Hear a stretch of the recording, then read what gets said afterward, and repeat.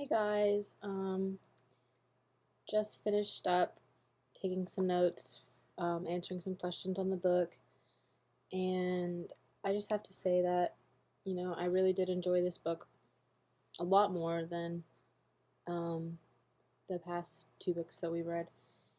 Not, um, not for anything other than the fact that it's just so much more to the point and fast and just so informative and it's just so real, and I really do like that about the book. Um, just, towards the end, seeing Linda actually become free and stuff, it just kind of, was very enlightening. After reading, like, obviously we know coming into the book that she does become free. It's prior knowledge, but just reading through all her like trials and tribulations, and then finally, you know, seeing that she becomes free at the end, it just is another added, just piece that just makes you happy. Um, I did want to go ahead and just talk on the points that Professor Baker gave us. Um, the first one: how was your knowledge and perceptions of slavery changed by reading this novel? They were really changed because a lot of the times when we're reading like novels about slavery and when we're reading about that kind of stuff, we kind of get an indirect how do you say this, like an indirect point of view.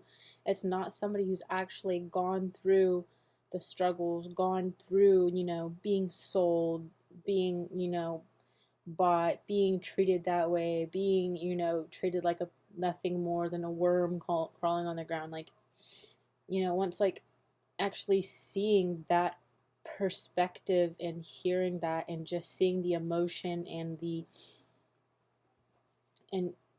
just really the emotion that Harriet Jacobs gave us through Linda in the book.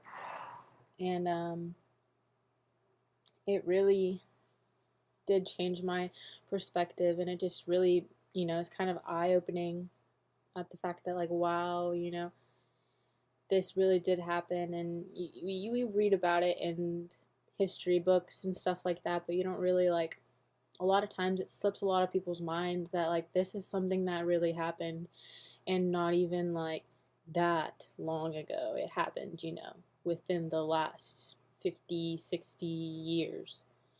Um, and so it really just made me like sit back and say, like, wow, like, this is just one perspective, and she didn't even have it the worst.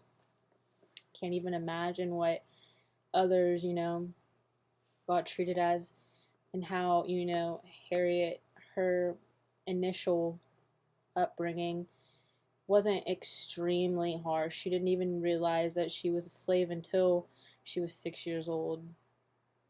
Um, and I, like, over the time, you just kind of feel connected to the book and to Harriet just because of the way she writes it too. She, when she refers to the readers and, tries to say, like, hey, reader, I'm not exaggerating or and stuff like that, you really feel connected to her. It really feels like she's trying to make those personal connections to you. And it really just tied, me in while reading this book to the fact, that this is her story. This is what really happened. Um, the next point was on Dr. Flint's moves and actions and how he tries or what he does to Harriet's family. Um, he, Dr. Flint is just a horrible character, and he just really gets under my skin. The fact that, here it is, the fact that he wrote Linda a letter posing, as his young son, asking Linda to come back and pretending to be like all loving and kind. He was just continuously trying to be this like lying, manipulative snake. And it's just, he just really, really gets under my skin. Um, just the way he is, how even though Linda's gone, he never really like gives up. He wants her, like, he travels, to the north and looks for her, to bring her home. And in the end, once Mr. Flint dies in the last chapter in Free at Last, you know, it's just kind of like a weight off your shoulders kind of feeling, like finally this horrible human being is not threatening Harry or Linda anymore. And then let's see, chapter 35, Prejudice Against Color. You really do, and it is really just sad to see how bad Linda got treated when she was traveling with Miss Bruce. Even though Linda was caring for Miss Bruce's child, she still got treated like dirt. The waiters wouldn't give her tea when they went out to eat. She wasn't allowed to sit in the chair and hold the child on her lap. She had to place the kid in the chair and stand behind the chair, like just like little things like that. Or the servants wouldn't bring her food when Miss Bruce like asked them to.